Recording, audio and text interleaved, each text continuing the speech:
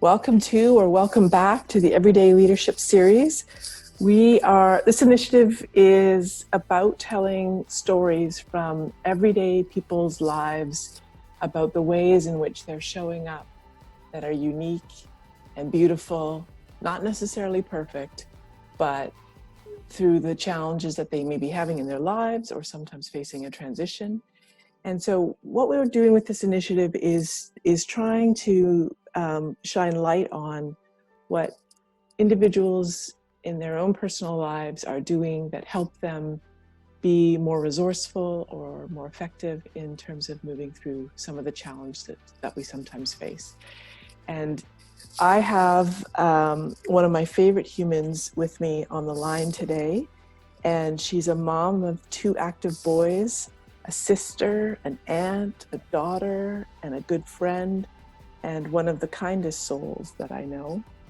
And so you're in for a real treat this morning. I've got Colleen Dahr Mah on the line with me. Good morning, Colleen. Thanks. Yeah. Thanks, Joanne. That was a nice intro.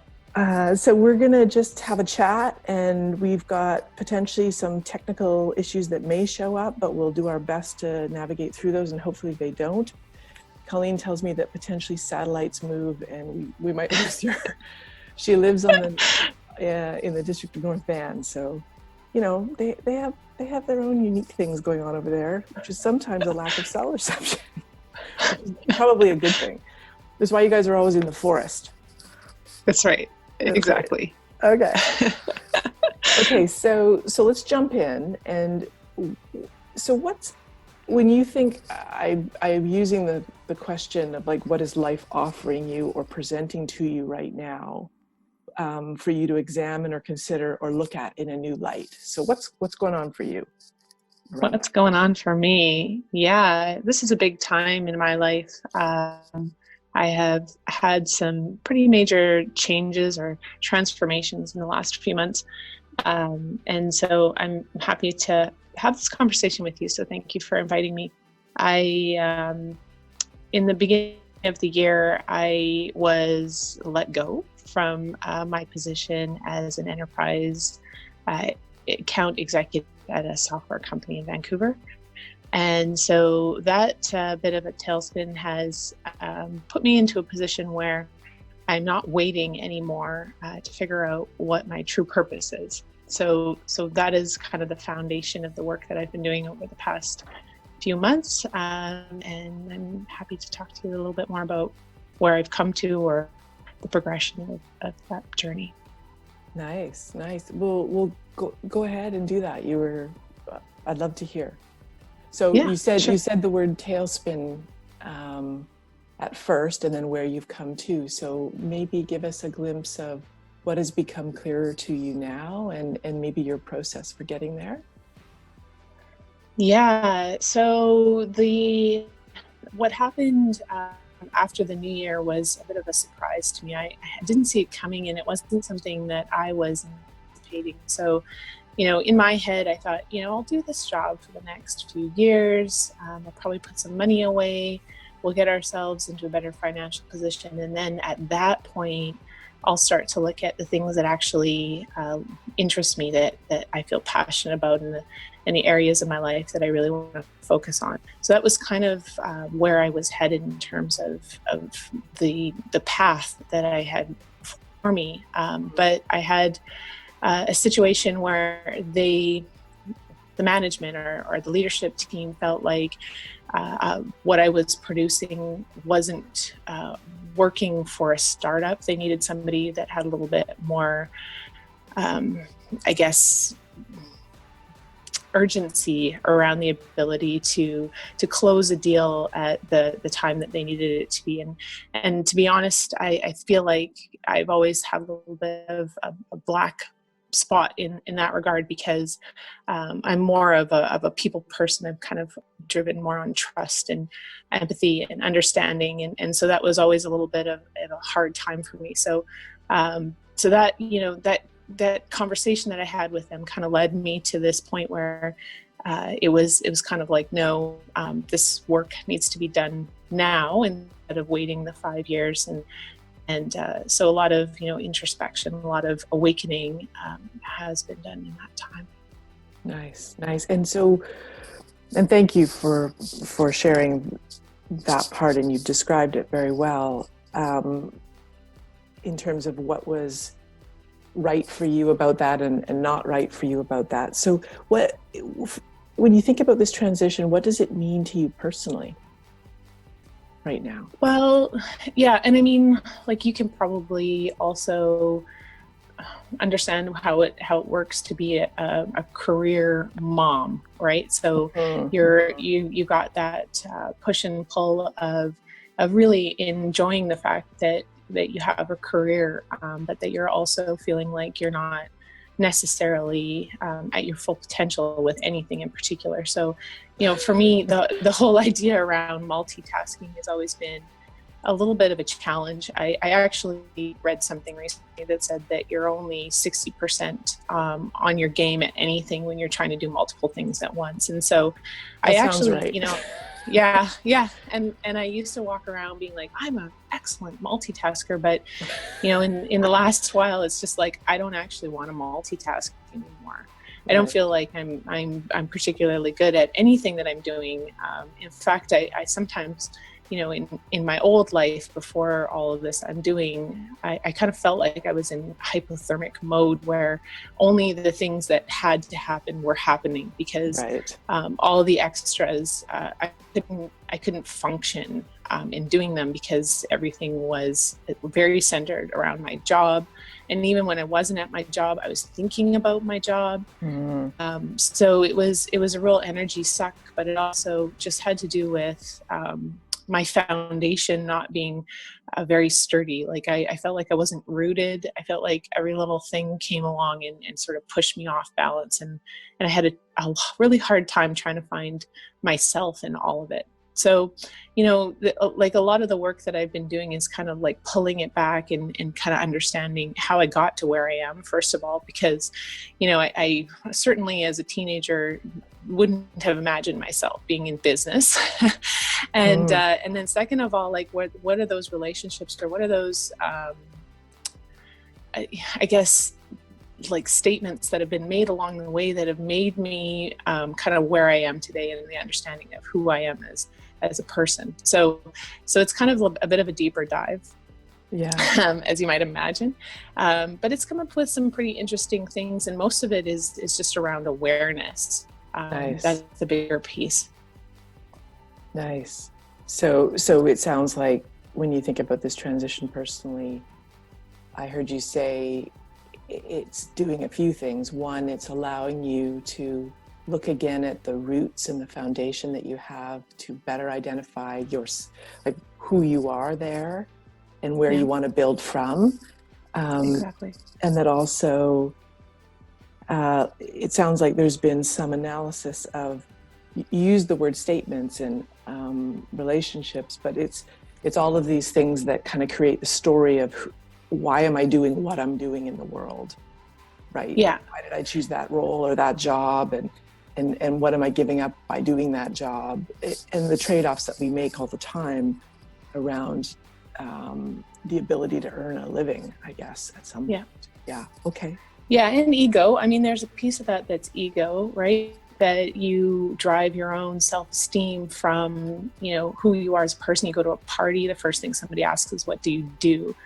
Like I did spend like 7 years as an at-home mom, and really felt like that was always something that wasn't as aspired to as, maybe some of the other things that you could talk to people about when you're in a social setting. So there's that piece, but I also think it's kind of a coming of age thing. And again, doing some reading around that is that, humans generally, you come up through university, you find your career, you maybe get your family going, you got your home, like it's all a natural progression. And then you have all these things, and then all of a sudden, like, you realize that those aren't making you happy.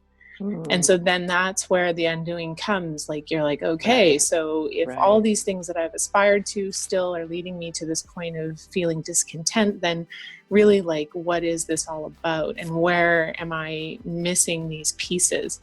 And so, if you're talking about like where I'm at now, it's that kind of idea around the discomfort of the unknowing. So giving myself the space to be in this place of not really knowing where I'm at, and really navigating around others' perceptions of that, because often the people around you are very uncomfortable with that idea, including your partner and of course, and your friends, and like, well, what are you doing is often the question, and often the answer is, I'm wandering around in the forest and I'm contemplating life, and those things are generally just not something that our culture is accustomed to. You have to have a direction, you have to be working towards something. So, those kinds of things are what I'm, quote unquote, working on right now. I love that. I love that. That sounds so beautiful, the way you say that. So, I mean, I'm struck by obviously what's going on in the world right now, and how does that layer on top of already what you're feeling around this discomfort of the unknown, but also handling other people's perceptions of what you're doing or not doing, like a kind of an industrious kind of feeling of must be doing something. So what would you say about that? Yeah, so that's an interesting question, because that's another one that I've really been thinking a lot about lately. I feel like I actually feel a lot of hope and joy, which is interesting because that is not what I've been reading or hearing from my peer group. I feel like this is me an opportunity to really just be with my kids. We have a lot of busyness in the world, a lot of soccer, a lot of flag football, getting them to school, all of these things that we generally fill our lives with. But in this time when we're quarantined and having to be at home, then I can just let that all go. And then we can, yesterday I did a puzzle and we baked a cake, and I videoed my son doing some mountain bike tricks out in the forest. But it's not like I'm not organizing, I'm not driving, I'm not doing a lot of busy work. And I feel it like it's a little bit like the waters in Venice that are clearing, and the pollution that's blowing off of China. It's like just this time of rest. It's so crazy. It's rest. Yeah, like I feel like back to the whole idea around multitasking, is that I have the ability just to not have to be part of all of the doing, and just being. So being present, being aware of the fact that this time with them is short, and not having to find my life's purpose in this particular moment. So it's kind of a gift. Nice. Awesome. I'm glad that that's the way it's feeling to you. So what are you relying on from a personal perspective? What are you relying on, or what do you know to be true about yourself that brings you or delivers you through moments like this, or transitions like this, or times like this in your life? Because I know you've had hard things happen in the past. So what are the things about you that you think you draw upon that help you? Well, I'm fortunate that I came from a place where we were really encouraged to talk about our feelings and to work through emotion. So, I married a man that isn't coming from a place. So sometimes he thinks I'm a little bit strange, but if I feel like I need to stand in the kitchen and have a good cry about something, I don't hold that back. And I feel like, the people around me that I've cultivated are aware of it, and they are really great supporters. So there's an idea that, like, if I have an emotion, that I give myself permission to feel it. And like right now, what I'm noticing most and is around the idea of shame and fear. Yes. So in this time, there's a lot of shaming going on about people and their habits and staying home and all of those things. which I get. I mean, those are definite motivators, and we all need that, I guess. But there's just some thing that's going on, but also the fear factor that keeps us all from potentially like looking at our lives a little bit differently. So that, that is just like an acknowledgement that helps me get through. But then on the other side of it is just, cultivating hope, and understanding that we can look at things from two different perspectives. We can either get drawn into it and feel the depression, or we can choose to look at the small things that bring us joy and get us out of that mindset. So that's kind of where my focal point has been. Nice. Right now in these times. But just trying to again get that rootedness back, figure out like what does bring me joy, and really leaning into that and do a lot of introspective work, as I said before. Right. And where does, so I heard you say this idea of being able to acknowledge my emotions and feel it, and because I think that's part of what can happen, unconstructively in the world, is it's hard to feel some emotions that people don't like to sit with pain or don't like to sit with fear for too long. So then they dispel it and put it onto someone else. So it's obvious that you have skill in, or at least a track record and an awareness of being able to acknowledge emotion and process it. So where did that come from?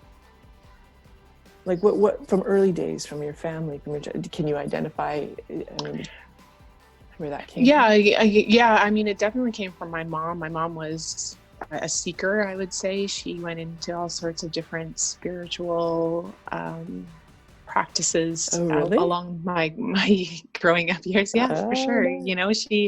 She was a practicing much everything, but her biggest thing was, if you feel an emotion, you should work through it. And so that was kind of just what we did as young people, my sister and I specifically. And we didn't feel shame about that.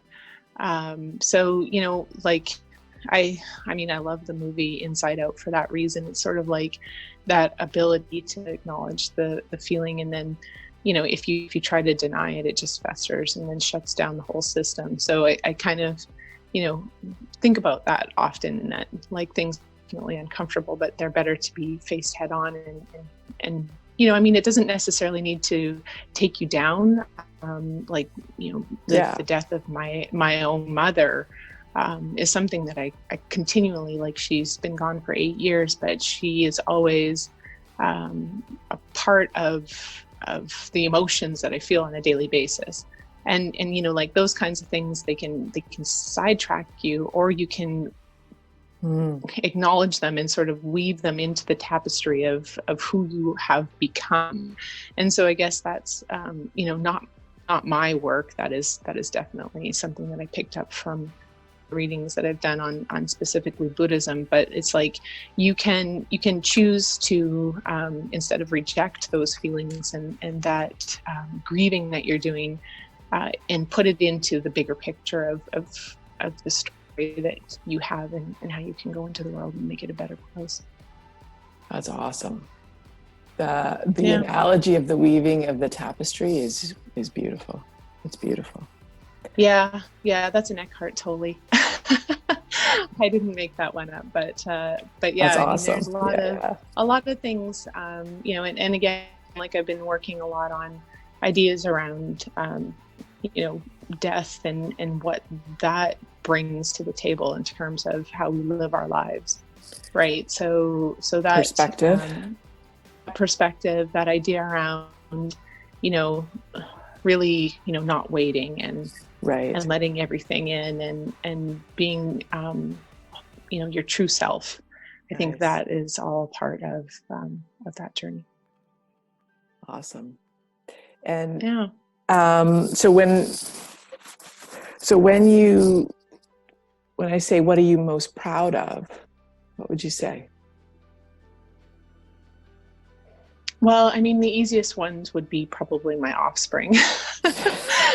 Your children, Yeah, I guess, they you are know, talented and lovely. It's true. like that would probably be the easiest thing to point to. But even that, you know, like I've been doing a lot of reflection on them, being that they're now young adults. You know, they're going to be 14 and 12, which blows my mind, as I know their children are the same age. But you know, they've come into themselves, and so, you know, a lot of that, I would say, is nature. That they've just become the person that they were meant to be, regardless of you know, who happened to be their parent along the way. But I would definitely say that they bring me that feeling of just, you know, joy and just, you know, all sorts of goodness. But I would say second to that would probably be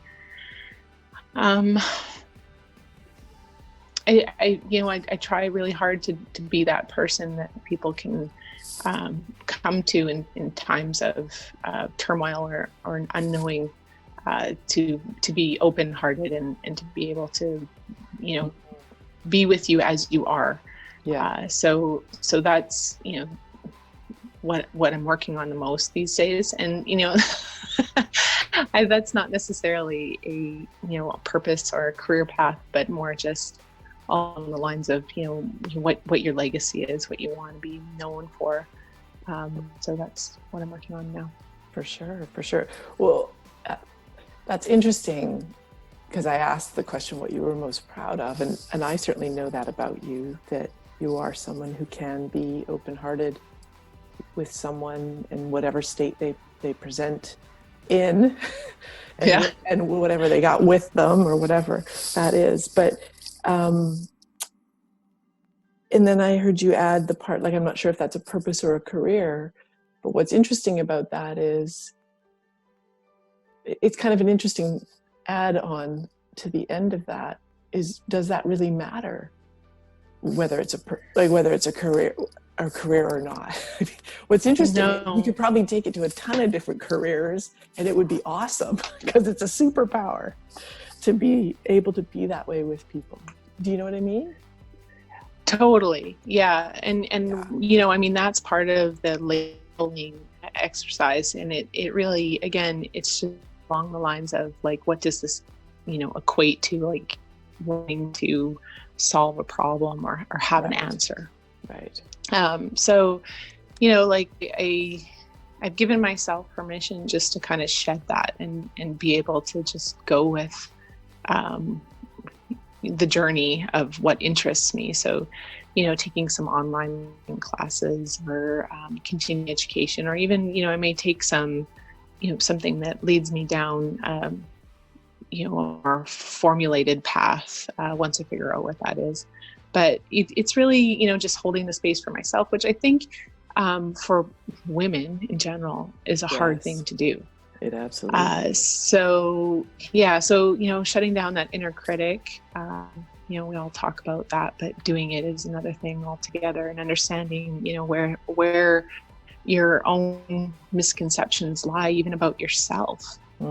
That is a big one for me. Like, where did I get these impressions that I'm not good at something, or that this isn't something that I could achieve? You know, all of that is just a lot of, you know, asking the question of, why do I believe about myself? It's just a lot of bullshit. Okay, good. That's right, exactly. All right, so 3 things that jazz you off the top of your head, like, just fill you up, give you joy. Oh my goodness. I love when the sun comes into my window unexpectedly. I don't think that's going to happen today, but, like, when you just get hit with, like, this blinding sun that just makes you feel all warm, that gives me joy. I love to go and you know, move outdoors. So whatever that is, riding a bike, hiking, you know, taking paddle boards, just being outside is my thing. And then I love to, gather with friends and cook food and chat and laugh and dance in the kitchen and, be with the people I love and my chosen family, which of course you are part of. Oh, I feel special to be part of that. Thank you. That's awesome. Awesome. Okay. So we're coming to the end of our time together. And if you were to sort of, you've said a lot today, Colleen, and you've been very generous in terms of sharing this morning.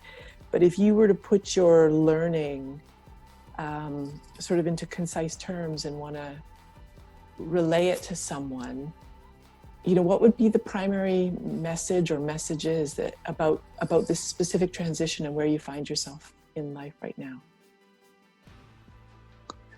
I think for me, what I'm working on is love and compassion. So that's not just for people around me, but also for myself.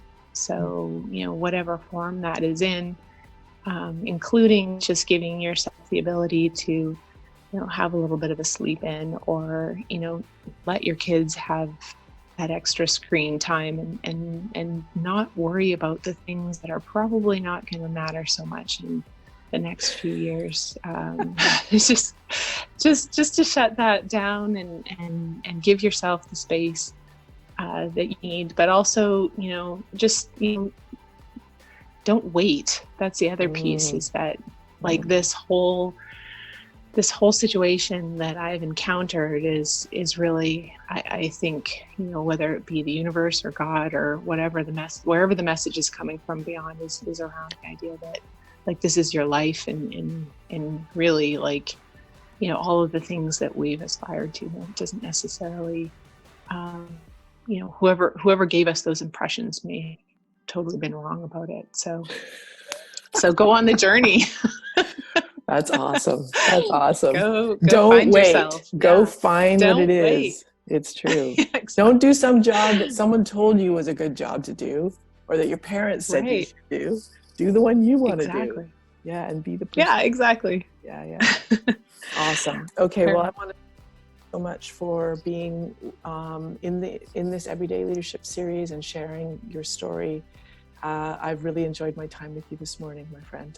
Thank you. Thank you, John. Yeah, thanks so much. Take care. Take care. Bye-bye. Bye.